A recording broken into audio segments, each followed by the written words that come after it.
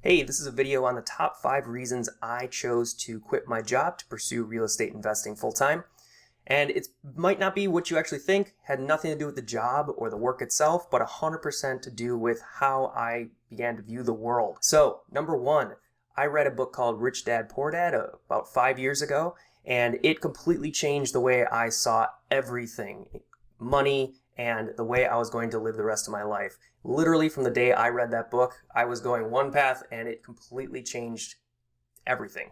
And one thing that came out of that book is that I did not want to rely on a 401k or Social Security to be my retirement fund. Instead, I would be acquiring assets or rentals that can fund my living expenses after I am done working. Number 2, I feel that running my own business is actually safer than having a W-2. This might be a little contrarian to some of you, but the way I see it is that I have, again, zero control over my job and if it is going to be still there for me tomorrow. You work your way up the ladder, you get to a certain point where your job is very expendable because of how much money you make. I don't want to be in that position. I would rather bet on myself and what I can do to make sure that I have money continuing to come in. Number 3, leverage and scalability. So through my side hustles, I quickly began to realize that I could leverage other people's time, money, or software to increase my output. For example, if I was making 100 sales calls in a day, I could actually hire 3 people.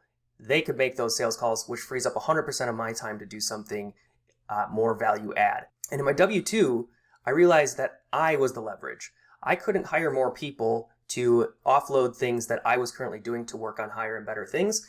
And even if I did do that, I would be getting paid the same amount. Number 4, running my own business means how hard I work is directly proportional to how much I make. If I said, I want to double my income or I want to make 40 grand more this year, what I can do in my business is say, okay, that means I need to do X number of houses or X number of sales.